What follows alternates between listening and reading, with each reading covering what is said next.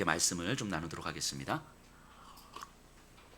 오늘 설교 제목이 희망을 노래하다인데, 제가 희망을 생각해 봤어요. 우리 그리스도인들이요, 예수님을 믿는 사람들이 가질 수 있는 희망이 과연 뭘까? 라는 생각을 한번 해봤습니다. 이 세상에 속한 사람들이 갖고 있는 그 희망과 우리 그리스도인들이 갖고 있는 희망, 그건 과연 뭐가 다를까라는 생각을 해봤어요. 우리가 흔히 생각하는 낙관주의, 모든 게 다 잘 될 거야, 걱정하지 마, 이런 낙관주의는 이런 막연한 기대잖아요. 근데 이 말이 좋은 말인데, 분명히 우리에게 때로는 위로가 되는 말이긴 한데, 이게 우리 그리스도인들이 가질 수 있는 희망인가? 라는 질문을 좀 던져보면 좋을 것 같아요. 이런 것들은 결국 신앙과 연결되면 기복주의하고 연결되는 거잖아요. 결국 내 삶이 잘 될 거고, 계속 잘 풀어질 거고, 그러니까 우리가 걱정하는 거 다 해결될 거고, 뭐 등등. 이 낙관주의가 신앙하고 만나면 기복주의로 연결되는 거죠. 어쩌면 이 낙관주의라고 하는 건 그리스도인들이 품을 수 있는 희망은 아닐 것 같아요. 또 종교인들이 자주 말하는 것 중에 하나가 이 또한 지나가리라, 이런 이것도 굉장히 좋은 말이거든요. 고통 중에 있는 사람들에게는 위로가 되고, 만족하고 있는 사람에게는 겸손하게 하는 말이지요. 하지만 그럼에도 불구하고 이 말이 그리스도인들이 품을 수 있는 희망인가? 라는 생각은 우리가 해봐야 되는 것 같아요. 이 또한 지나가리라, 이 말은 결국 어떤 의미입니까? 지금의 만족도 또는 지금의 고난도 지나가는 찰나의 순간일 뿐이다 라는 거잖아요. 그러니까 어떤 것도 영원한 것은 없으니 마음을 비우면 모든 것이 다 편안해진다, 뭐 이런 얘기인 거잖아요. 그러니까 결국 이 불교하고 더 가까운 거죠. 이런 의미는 이게 좋은 말이고 우리에게 위로가 되는 말이긴 하지만, 이게 그리스도인들이 품을 수 있는 희망인가, 예수 믿는 사람들이 품을 수 있는 희망인가? 라는 질문을 우리는 던져봐야 될 것 같아요. 그렇다면 우리 그리스도인들이 품을 수 있는 희망이라는 건 과연 뭘까? 이 질문 진지하게 던져봐야 되지 않겠습니까? 결론부터 이야기하면 하나님이죠. 하나님이 희망인데, 이걸 좀 더 구체적으로 풀어가면 하나님께서 자신의 뜻을 이 땅 가운데서 성취하실 것에 대한 믿음이죠. 우리 그리스도인들이 품을 수 있는 희망이라는 건 하나님께서 하나님의 뜻을, 하늘에서 이루신 뜻을 땅에서도 이루실 것에 대한 믿음이에요.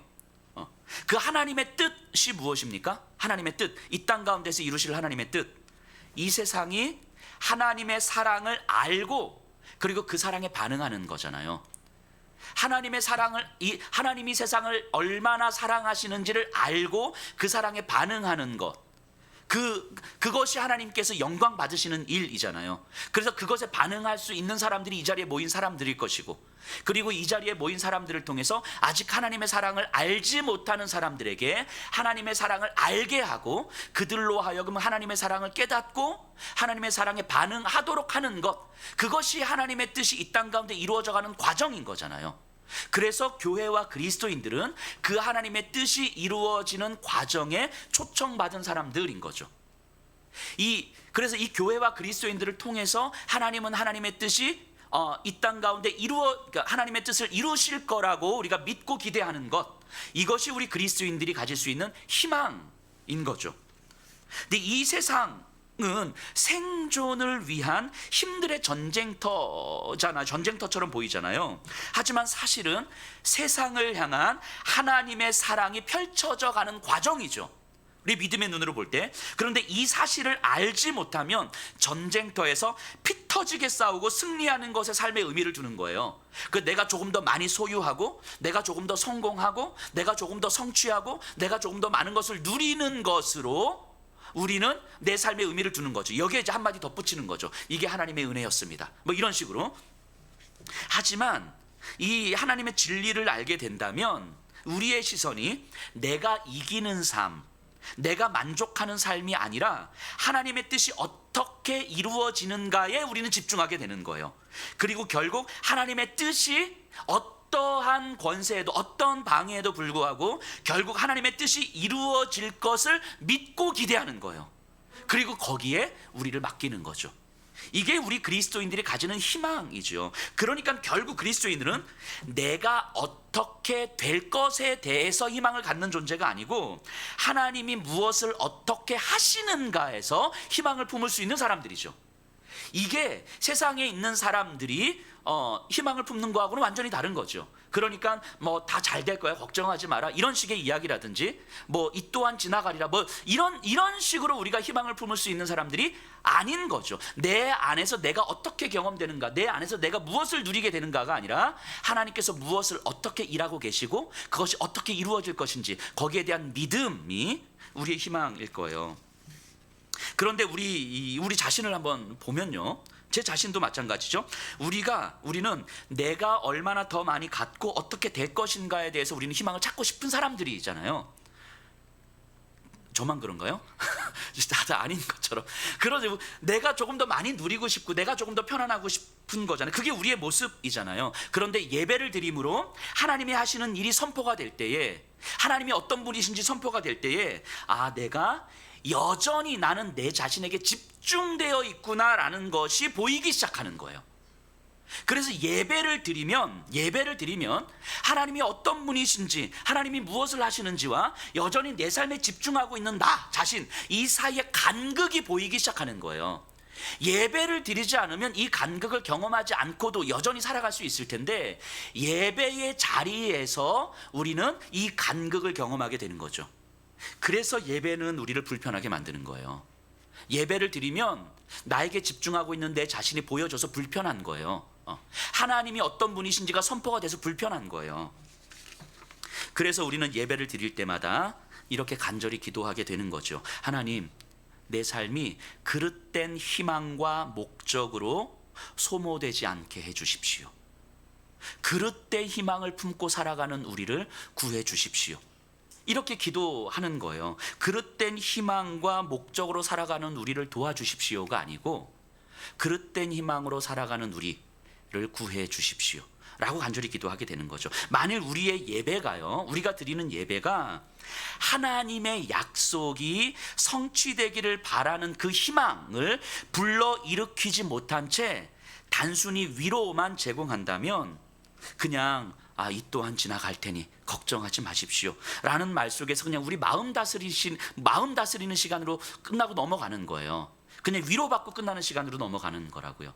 근데 이런 기회들은 많잖아요. 요즘에도 또 영상들을 보니까 어떤 스님이 대중 강연을 통해서 사람들의 마음 공감도 하고 위로도 하고 많이 하시더라고요. 또 어떤 교수님도 사람들의 마음을 공감해 주면서 함께 울기도 하고 웃기도 하고 위로도 해주고 그렇게 하시더라고요. 그런데 가서 위로 얻으세요. 그런 데는.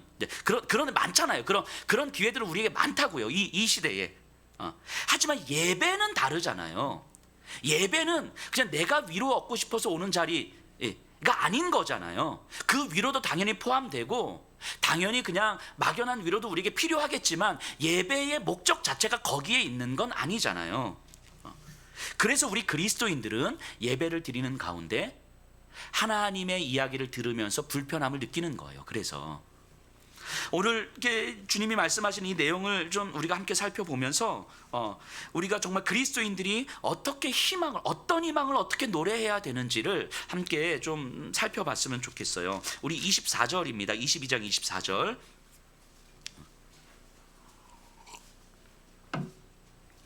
또 그들 사이에 그중 누가 크냐 하는 다툼이 일어난지라.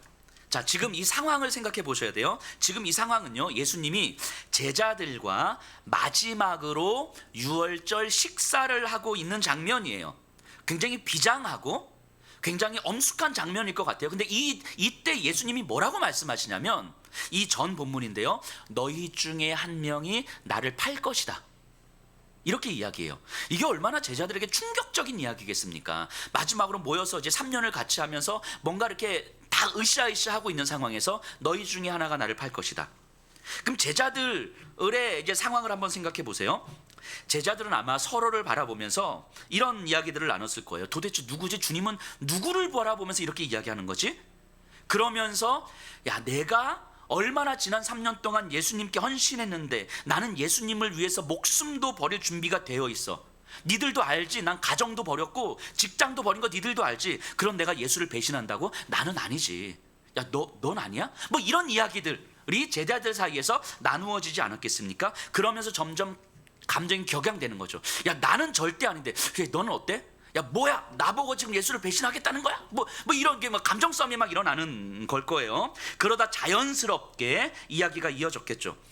지난 3년 동안 내가 예수님께 얼마나 헌신했는데, 내가 이 정도 헌신했는데, 그 보니까 예수님도 다른 사람들보다 나를 좀 더 신뢰하는 것 같은데, 그럼 예수님이 왕이 되시면 내가 비서실장 정도는 내가 할 수 있지 않을까? 야, 나는 담대하게 맞서 싸웠어. 그러니까 내가 국방장관 정도는 될 수 있지 않을까?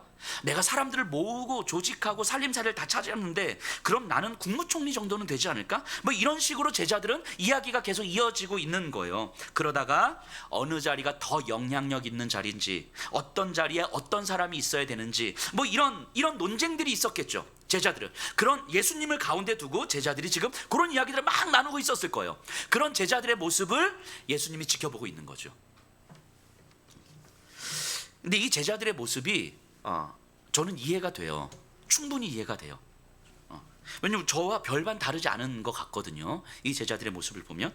자, 생각해 보세요. 지금 이 논쟁을 하고 있는 제자들은 무엇을 희망으로 삼고 있는 것입니까? 이들에게 있어서 희망은 뭐예요? 예수님과 함께 건설할 이 새로운 나라에서 내가 높은 자리를 차지하는 거죠. 이게 이들에게 있어서 희망이잖아요. 결국 제자들은요, 예수님을 신뢰하고 예수님을 따르고 있는데, 그런 이유는 자신의 그 어떤 목적을 이루기 위한 일종의 투자인 거죠.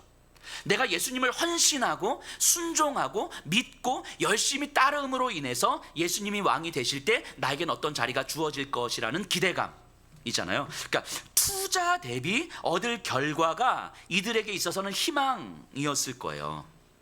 그러니까 이들은 정말 진심으로 예수님을 따르고 진심으로 예수님을 신뢰하면서 순종했지만 그로 인하여서 받을 그 보상들이 이들에게는 크게 자리 잡고 있는 거죠. 자, 여러분들은 좀 어떠십니까?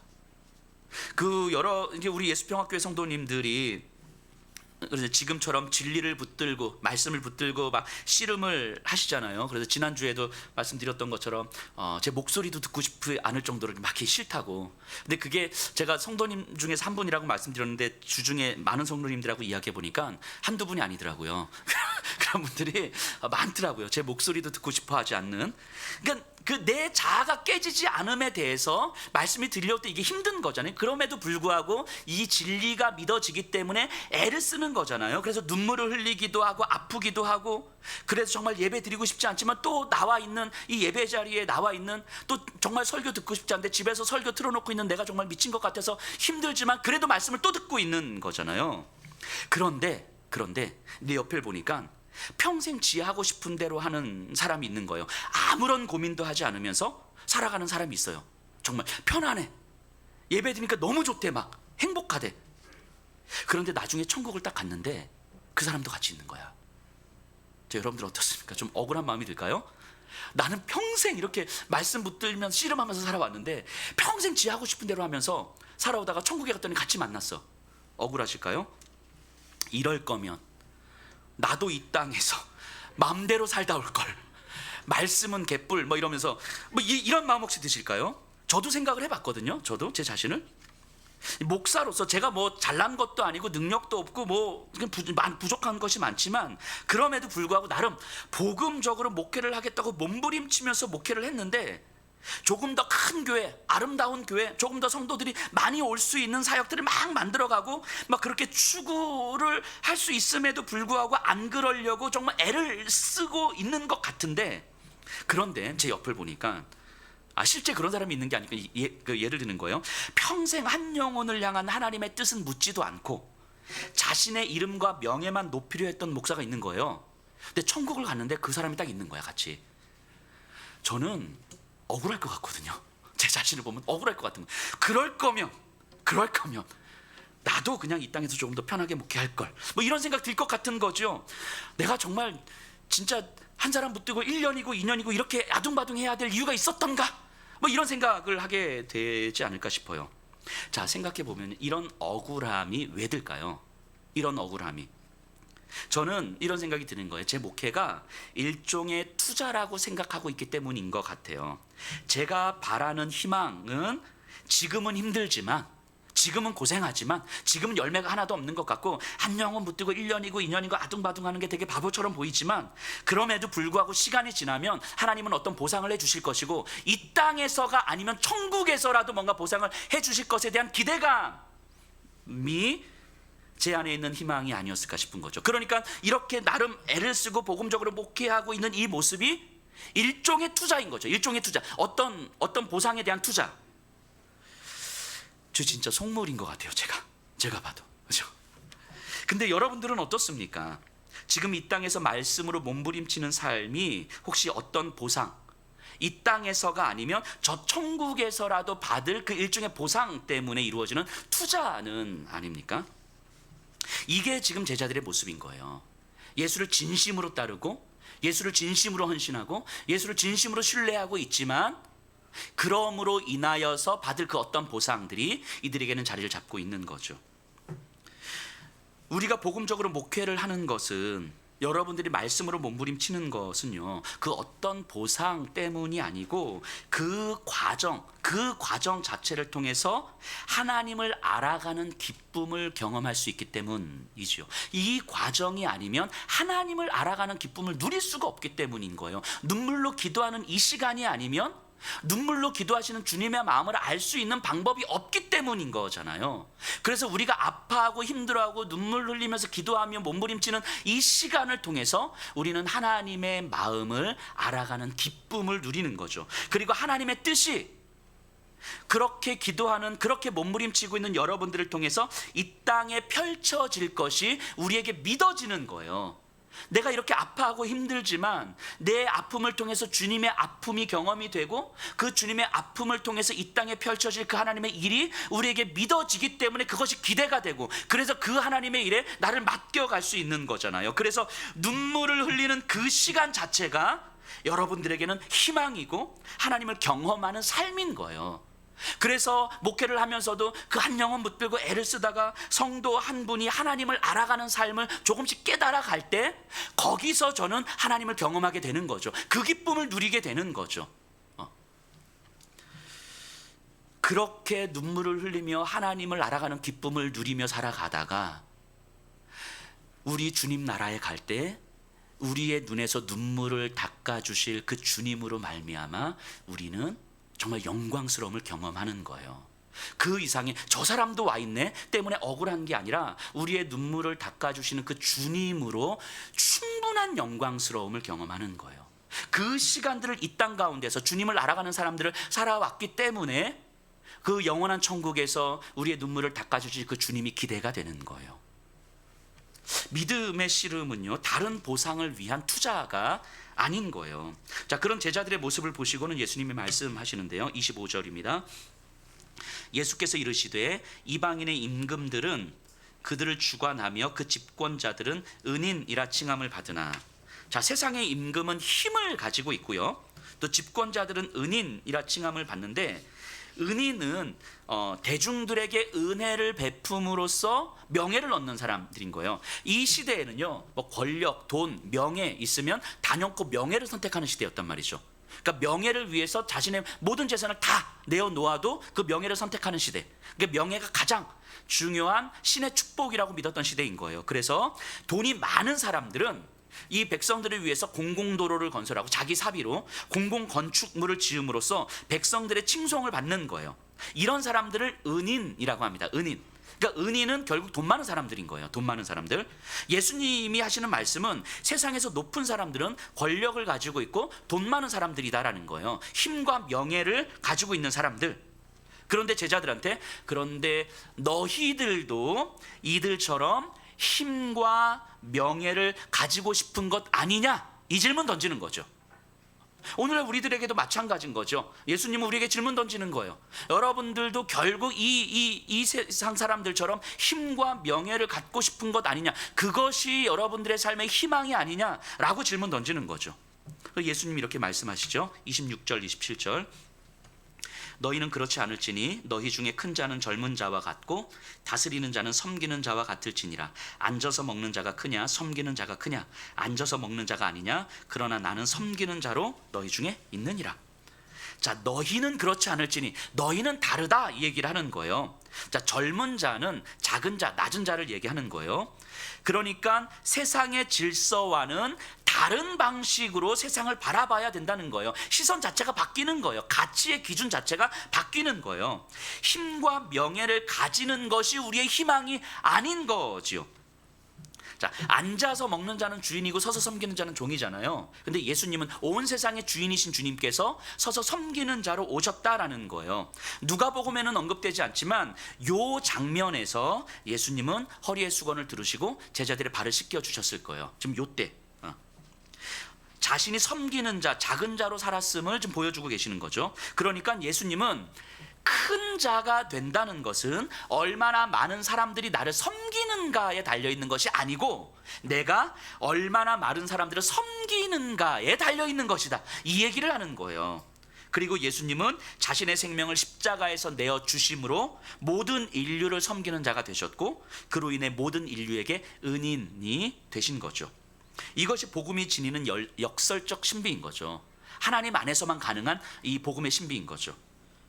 물론 우리가 이 말씀을 좀 단순하게 이해해서 그럼 예수님 믿는 사람은 고위 공직자가 되면 안 됩니까? 성공하면 안 됩니까? 이렇게 생각하시는 분은 없으리라고 믿지만 이게 이 성공을 하면 안 되는 게 아니라 성공이 우리의 희망일 수 없다고 이야기하는 거예요.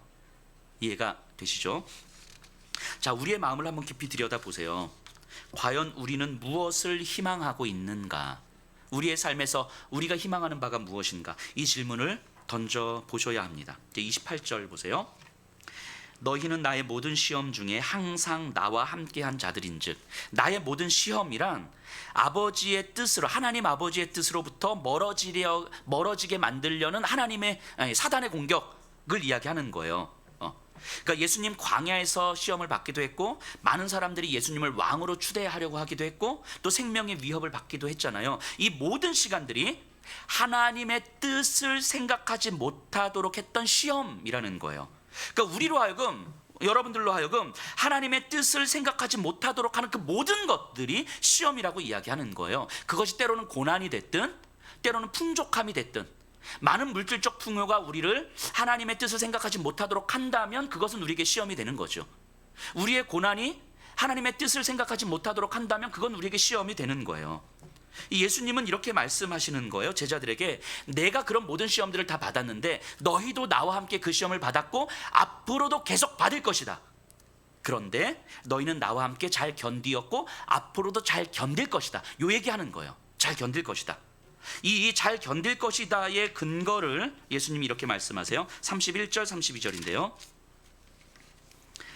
시몬아 시몬아 보라, 사단이 너희를 밀가부르듯 하려고 요구하였으나 그러나 내가 너를 위하여 내 믿음이 떨어지지 않기를 기도하였노니 너는 돌이킨 후에 내 형제를 굳게 하라. 예수님이 베드로에게 하시는 말씀이지만 사실은 모든 제자들에게 하시는 말씀이죠. 또 우리들을 향해서 하시는 말씀이죠. 자, 사단이 너희를 밀가부르듯 요구했다. 이거는 그냥 편하게 번역하면 사단이 너희들을 손에 넣으려고 했다. 사단의 손에 넣으려고 했다. 이 얘기예요. 자, 사단이 우리를 손에 넣어서 뭐 합니까? 하나님의 뜻을 생각하지 못하도록 하는 거예요. 예수님으로부터 멀어지게 하는 거예요. 떨어뜨리는 일을 하는 거죠. 그러니까 사단은 끊임없이 우리를 그렇게 손아귀에 넣으려고 한다는 거예요. 지금도. 근데 이건 우리의 일상을 보면 여지없이 알 수 있지 않습니까? 우리 지난 한 주간을 보면서 우리가 하나님의 뜻을 생각하지 못한 채 살아왔던 그 모든 시간들과 하나님의 뜻을 생각하며 살았던 시간들을 합산해 보세요. 어떤 시간이 압도적으로 더 많은가? 어쩌면 우리의 일상을 보면 여전히 사단은 끊임없이 지금도 우리를 손아귀에 넣으려고 애를 쓰고 있는 거죠. 우리가 예배를 드릴 때 은혜를 받고 다짐을 하면서도 하나님, 내가 정말 하나님의 뜻 가운데서 은혜 아래 살겠습니다 라고 하면서도 일상에서는 여전히 변함없이 살아가는 우리를 바라보면서 때로는 지치고 때로는 한숨 짓고 나는 정말 왜 이러지 이러지 않습니까?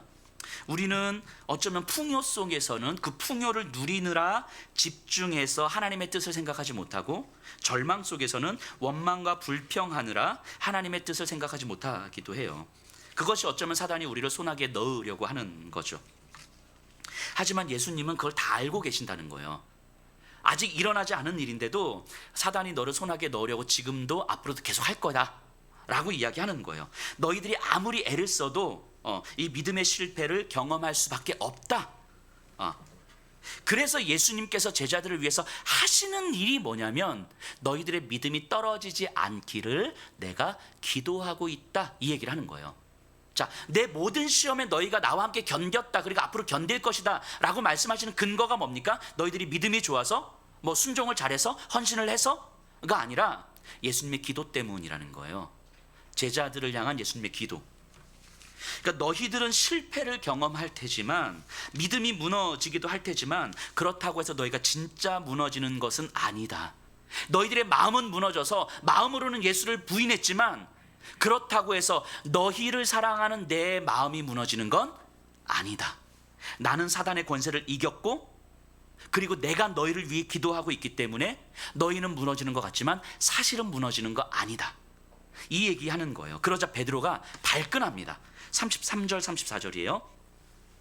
그가 말하되 주여 내가 주와 함께 오게도 죽는 데에도 가기를 각오하였나이다. 이르시되 베드로야 내가 네게 말하노니 오늘 닭 울기 전에 내가 3번 나를 모른다고 부인하리라 하시니라. 베드로가 예수님의 이야기를 듣고 야 니들은 실패할 거야 라고 얘기를 한 거잖아요. 근데 내가 기도하기 때문에 너희들은 괜찮아. 근데 베드로가 주님 도대체 무슨 말씀을 하시는 겁니까? 다른 사람은 몰라도 저는 절대로 주님을 배신하지 않습니다. 저는 옥에도 같이 갈 것이고 죽는 데에도 같이 갈 거예요. 주님 저를 너무 무시하는 거 아닙니까? 도대체 저를 뭘로 보고, 제가 직장도 가족도 다 때려친 거 주님 알지 않습니까? 뭐 이렇게 지금 격하게 반응하고 있는 거예요. 주님 저를 너무 무시하지 마세요.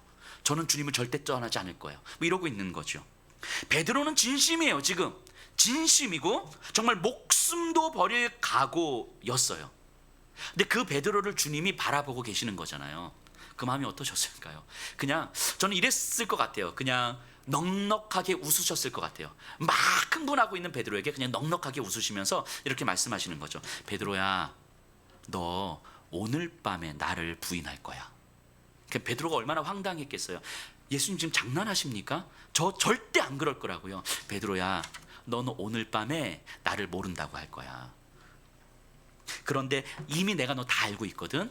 그러니까 네가 그러고 나서 너무 자책하지 마. 괜찮으니까. 이 말씀하시는 거잖아요.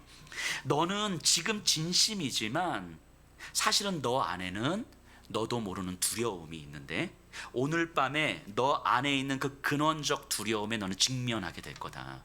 너는 분명히 할 수 있다고 생각했겠지만 생존의 문제 앞에서, 내 목숨의 위협 앞에서 이 생존에 대한 두려움은 너와 상관없이 너를 움직이게 만들 거라고. 너의 의지와 상관없이 너를 끌고 갈 거라고. 그게 너의 존재의 근원적 두려움일 거라고. 너는 너도 모르게 나를 모른다고 말할 거야. 하지만 그것이 너의 실패일지도 모르지만 너는 그럴 수밖에 없는 존재였다는 사실을 네가 기억했으면 좋겠다. 그리고 그런 너를 내가 알기 때문에 내가 너를 포기하지 않아. 그러니까 너의 실패가 너를 향한 나의 실패는 아니기에 너 너무 자책하지 않아도 돼. 지금 이 얘기 하시는 거예요. 베드로의 진정성 있는 열심이 베드로를 지키지 못했습니다. 베드로의 그 강한 결단이, 강한 헌신이 베드로의 믿음을 지키지 못해요. 베드로를 향한 예수님의 간절한 기도가 베드로의 믿음을 지켜주는 거예요. 우리의 실패에 대해서, 우리의 무너짐에 대해서 사단은 우리에게 이렇게 이야기하죠. 자, 거 봐라. 너 같은 게 무슨 예수 믿는다고. 야, 너 같은 게 교회에서 무슨 직분 맡았다고. 야, 네 모습을 봐라. 네가 무슨 예수 믿는 사람이야. 네가 진짜 양심이 있으면 네가 예수 믿는 사람이라고 말할 수 있겠어? 사단은 끊임없이 우리에게 이렇게 이야기하죠. 내 무너짐, 내 실패에 집중하게 하는 거잖아요. 하지만 예수님은요, 우리에게 이렇게 말씀하시는 거예요. 너 넘어져도 된다. 너 무너져도 된다. 넌 실패해도 된다. 하지만 내가 너를 여전히 붙들고 있다는 것을 볼 수 있으면 된다. 그러니까 나의 실패에 집중하는 것이 아니라 나를 붙드시는 예수님께 집중하도록 말씀하시는 거죠. 그러니까 내 실패에 집중한다는 건 나는 어디에 희망을 걸고 있었단 이야기예요? 나에게 희망을 걸고 있었단 이야기잖아요. 그러니까 내 실패에 내가 집중하는 거죠. 그러니까 자책하고 절망하는 거잖아요. 근데 우리 주님께 희망을 걸고 있으면 나는 실패하지만 실패하는 나를 여전히 붙드시고 일으키실 주님을 바라보면 내 실패가 주님의 실패가 아니다라는 사실을 우리는 믿게 되는 거잖아요. 내 희망이 주님께 있으면. 베드로는요, 시간이 지나면서 이 사실을 깨달았을 거예요. 진짜로 자기가 예수님을 부인했고 그리고 후회도 했고, 그런데 부활하신 주님이 나를 찾아오셔서 네가 나를 사랑하느냐 세 번을 물으신 이 시간들을 통해서 나는 언제든지 무너질 수 있는 존재구나, 실패할 수 있고 절망 속에 쓰러질 수 있고 언제든지 주님을 배신할 수 있는 사람이구나. 그런데 예수님이 나를 위해서 간절히 기도하시는 한, 지금도 하나님 보좌 우편에서 나를 붙들고 눈물로 기도하시는 한, 어떤 권세도 나를 그리스도 예수 안에 있는 하나님의 사랑에서 끊어낼 수 없는 거구나. 이게 경험이 되는 거죠. 나에게는 지금 아무것도 없는 것 같지만, 돈도 없고 사람도 없고 박해와 위협 속에서 철저히 고난의 시간을 홀로 걸어가고 있는 것 같지만, 베드로는 경험한 거예요. 하나님 보좌 우편에서 지금도 나를 위하여서 간절히 기도하고 계시는 우리의 중보자가 계신다는 것을, 그분의 기도 때문에 내 믿음이 여전히 유지되고 있다는 것을, 하나님 안에서 내가 절대로 끊어질 수 없다라는 것을 믿게 되는 거죠. 그때 베드로는 자신에게 있어서 참된 희망이 무엇인지를 분명히 알게 됩니다. 희망의 근거는 내 안에서 찾아질 수 있는 것이 아니라는 것을 분명하게 깨달아요. 세상이 줄 수 있는 것도 아니라는 것도 깨닫습니다. 내가 더 많이 갖고 내가 더 편안한 삶을 살아가는 것, 내 삶에 아무런 문제가 없는 것, 그리고 믿음 생활도 그냥 헌신하면 사람들이 인정받으면서 잘하는 것, 이런 거에 내 희망이 아니라, 내가 희망을 찾을 수 있는 것이 아니라는 걸 분명히 깨닫게 되는 거예요. 베드로가 노래할 희망은 나를 위해서 간절히 기도하시는 예수님이셨던 거죠. 베드로는 또 무너질 거예요. 이 경험을 하고서도 또 무너질 거예요. 또 넘어질 거예요. 하지만 조금씩 경험해 가는 거죠. 나는 아무리 100번 1000번 무너져도 내 희망은 내가 아니라 예수님께 있기에 나의 무너짐이 예수님의 무너짐이 아니라는 사실이 깨달아지는 거죠. 예수님은요, 우리에게, 여러분들에게 넘어지지 마라, 연약해서 쓰러지지 마라, 니들 말씀 붙들고 똑바로 살아라, 이렇게 말씀하지 않으세요. 우리가 그럴 수 있는 존재가 아니다라는 사실을 알기 때문인 거죠. 고난 중에 마음이 무너질 수도 있고 삶이 쓰러질 수도 있어요. 하지만 우리를 지탱하는 힘이 너에게 있는 것이 아니다, 이거 알라는 거예요.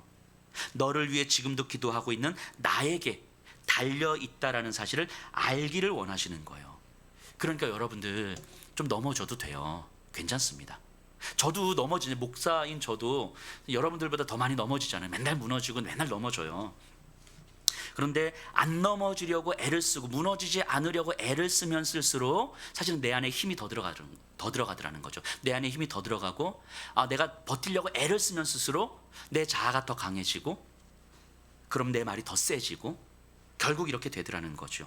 근데 내가 무너져도 되고 넘어져도 되고 내가 희망했던 모든 것들이 다 실패로 돌아갈 수도 있는 거죠. 그것이 절망이 될 수 있는 거죠. 근데 주님은 우리에게 그래도 된다라고 말씀하시는 거예요. 어쩌면 우리는요, 우리 스스로가 무너지면 안 된다고 생각하는 경향이 있어요.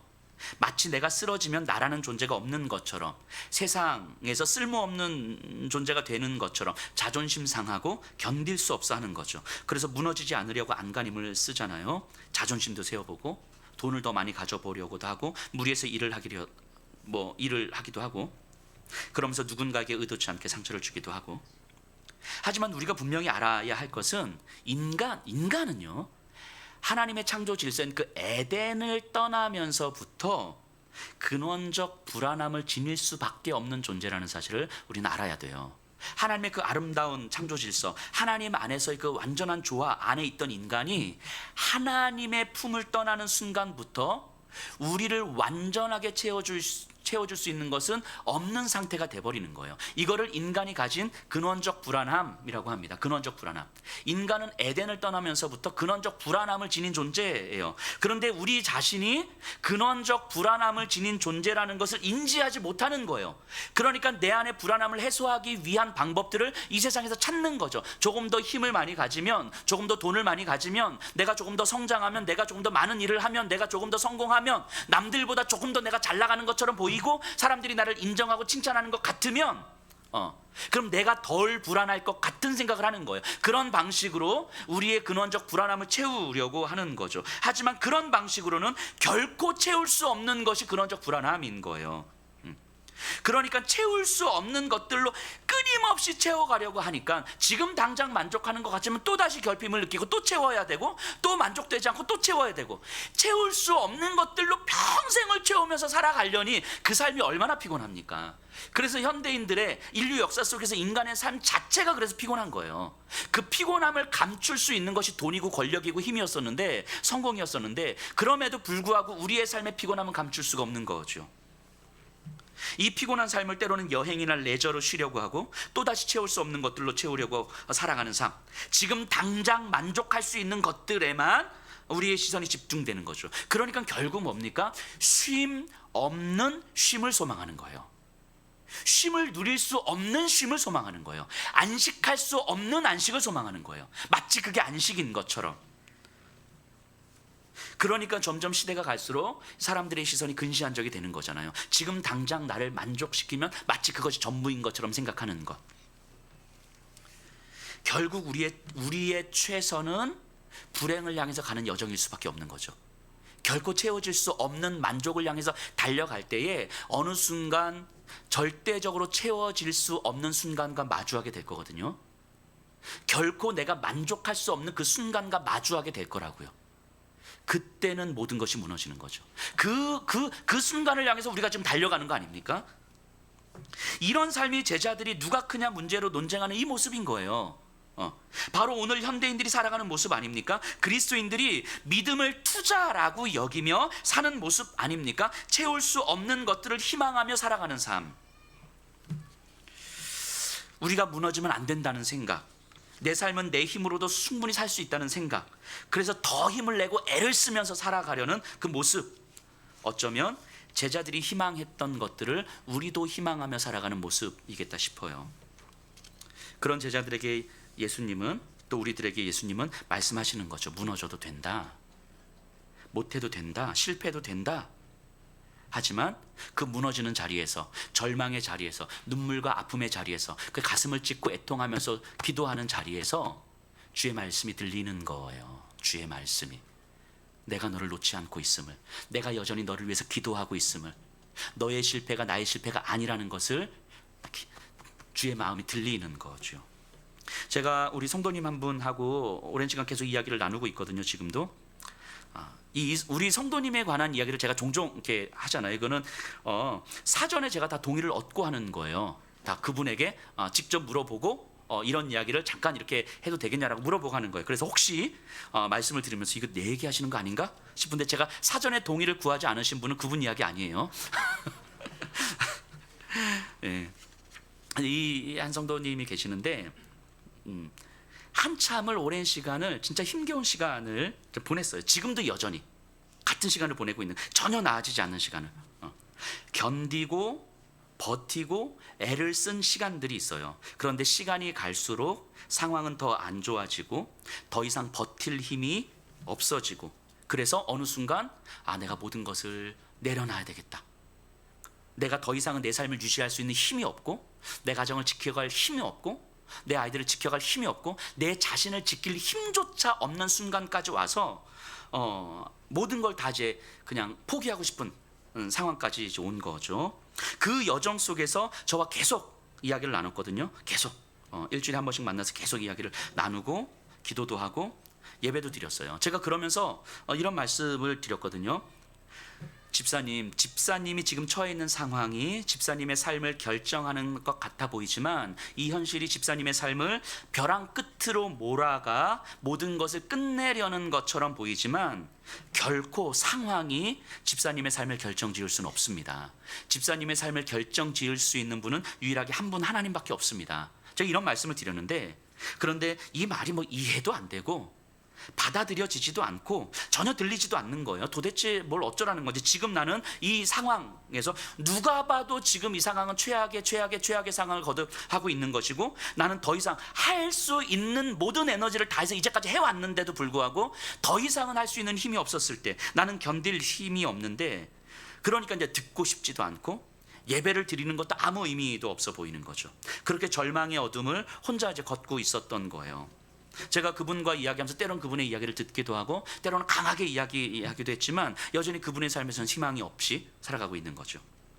근데 최근에 이제 지난주 이야기예요. 지난주 이야기를 하는데 이런 말씀을 하시더라고요.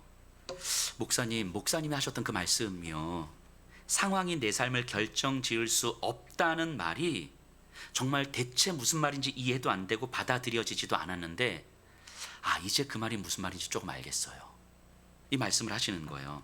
여전히 상황은 똑같거든요. 여전히 힘겨운 시간은 똑같죠. 그리고 여전히 순간순간 감정이 올라와서 주체할 수 없고 마음이 또 무너지고, 말씀으로 은혜를 받았다가 또 무너지고, 이게 계속 반복되는데, 그런데 어느 날 말씀을 듣는데 나의 시선이 나에게만 집중되어 있다는 사실이 깨달아지더래요.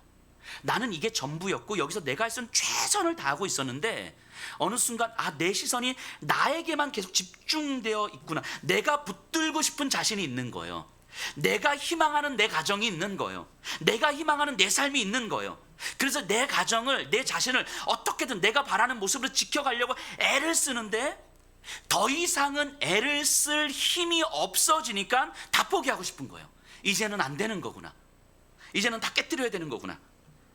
그런데 내 시선이 나에게만 집중되어 있다는 사실이 어느 순간 깨달아지고, 예배를 드리는 가운데 깨달아지고 다시 하나님을 보게 되는데, 그러면서 지난 그 모든 순간들을 보면서 여전히 그 시간은 여전히 아픔과 절망과 눈물로 남아있고 여전히 지금도 유효한데, 그런데 다시 보니까 그 시간들이 여전히 하나님은 나를 지키고 있었던 시간이구나. 내가 내 시선에만, 나에게만 집중되어 있어서 하나님은 나를 지키고 있었고, 하나님은 나를 위해서 기도하고 계셨고, 하나님도 나를 위해서 눈물을 흘리고 계셨다라는 것이 전혀 믿어지지도 않고 전혀 보이지도 않았었는데, 다시 보니까 그 모든 시간에 하나님은 나를 위해서 눈물을 흘리고 계셨던 거구나. 하나님이 나를 위해서 지키고 계셨던 거구나. 하나님은 나를 위해서 계속 기도하고 계셨던 거구나. 내가 믿음에서 떨어지지 않기를 그렇게도 간절히 기도하고 계셨던 거구나. 이것이 믿어진 거예요. 그렇다면 하나님이 포기하지 않으시는 내 삶은 상황에 의해서가 아니라 하나님에 의해서 결정될 수밖에 없다는 사실을 고백하게 된 거죠. 그래서 저에게 말씀하시는 거예요. 그래서 이분이 이제는 내 시선을, 내가 바라볼 시선을 무너지는 내가 아니라, 하루에도 계속 말씀 듣고 이렇게 하는데도 또 그 상황에 딱 처해서 또 생각 한번 딱 나면 갑자기 감정이 욱하고 막 분노가 나고 이게 계속 반복된다는 거예요. 지금도 여전히. 그런데 내 시선이 그렇게 무너지는 나에게 두는 것이 아니라 나를 지키시는 창조주 하나님께 두려고 무단히 애를 쓰고 있는 거예요. 그래서 이분이 그러시더라고요. 지난주에, 목사님, 제가 아침에 출근하면 일찍 출근해서 새벽 예배 말씀을 먼저 듣는데요. 그리고 점심 먹기 전까지 일을 하면서 중간중간에 이 2부 예배 찬양부터 축도할 때까지 이 풀타임으로 한번 쭉 듣는데요. 이 이어폰 끼고. 그리고 점심 먹고 쉬는 시간, 또 이렇게 중간 쉬는 시간에 또 주일 예배를 한번 또 쭉 듣는데요. 하루에 2번은 그렇게 예배를 드린대요. 일주일 내리. 왜냐하면 그렇게 말씀을 들으면서 내 시선을 하나님께 두려고 애를 쓰지 않으면 또 여전히 무너지는데, 근데 그럼에도 불구하고 또 무너지는데, 또 말씀을 들으면 그렇지, 나는 무너지고 있지만 여전히 주님은 나를 위해서 기도하고 계시지, 여전히 주님은 나를 붙들고 계시지, 여기로 다시 내 시선이 다시 가는 거예요. 그러면서 여전히 지금도 힘들고 무너지는 건 맞는데 하나님의 마음을 알게 된다는 것이 이렇게 감사한 일인 줄 몰랐어요. 그래서 지금은 모든 시간들이 감사하대요. 힘든 시간 여전히 있어요. 상황은 여전히 있어요. 여전히 힘들고 때때로 변화되지 않는 상황 속에서 감정이 무너지고 마음이 무너지기도 하지만 이제는 알겠는 거죠. 하나님이 나를 포기하지 않으신다는 것을, 그 사실이 너무 감사하다는 거예요. 내가 무너질 때마다 그걸 느끼는 거예요. 내 감정이 또 폭발해서 이렇게 되지만 그때마다 하나님 또 나를 포기하지 않으시지. 그게 깨달아져서 감사하다는 거예요. 내가 좋아져서가 아니고, 내가 확 변해서가 아니고, 내 상황이 달라져서가 아니고, 내가 무너지는 게 아니라 나를 포기하지 않으시는 하나님이 보이기 시작한 거죠. 이렇게 이야기하더라고요. 목사님, 몇 달 전만 해도 목사님 말씀이 이해도 안 되고 받아들여지지도 않고, 그래서 무슨 말인지 알겠는데 짜증나고, 무슨 말인지 알겠는데 듣기 싫고, 목사님이 커피 한잔 하러 오라고 이야기하면 어떤 핑계를 대서도 오고 싶지 않고, 근데 이제는 알겠다는 거죠. 이런 제 자신이 자기도 이해가 안 된대요. 그런데 어떻게 설명할 수가 없는데 경험해 보니까 알겠다는 거예요. 내가 경험해 보니까 그게 하나님을 알아가는 기쁨이라는 게 이거구나. 내 삶하고 상관없는 거구나. 내 삶의 현장이 어떻게든 그것과 상관없이 하나님을 알아가는 기쁨, 이런 거, 이거 알겠다는 거죠. 그러자 그 마음이 들어오자 나를 그렇게 너무너무 힘들게 만들었던 사람들이 있는데 여전히 보고 있는 거잖아요. 여전히. 근데 너무 안타깝게 여겨지더래요. 그러면서 하나님을 알지 못하기 때문에 저 모습이 최선일 텐데, 이런 마음이 들더래요. 하나님을 알지 못하니까 저 모습이 최선일 텐데, 하나님을 알았다면 좀 달랐을 텐데, 나도 하나님을 제대로 알기 전에는 저 모습이었을 텐데, 그게 너무 마음이 아픈 거죠. 나도 저들과 다르지 않았을 텐데. 이런 안타까움이 들어와서 그들을 위해서 기도한대요.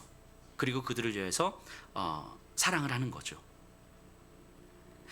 이게 하나님의 일이잖아요. 다른 사람들은 몰라도 내가 그런 사람들을 위해서 기도하고 사랑하는 건, 이건 하나님의 일하심 말고는 설명할 수가 없는 방식인 거잖아요. 이런 상황 속에서. 그래서 나를 통해서 하나님께서 어떻게 일을 하실지가 기대가 되는 거죠. 여전히 얼굴을 보면 또 감정이 올라오고, 또 마음이 무너지고, 또 여기서 벗어나고 싶은데 이제는 그것이 믿어지는 거예요. 그 주변 사람들이 자기한테 그렇게 이야기한대요. 너 바보야? 너 제정신이야? 넌 정말 왜 그렇게 살아? 뭐 이런.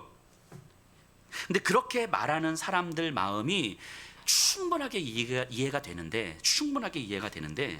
이렇게 이야기를 하더라고요.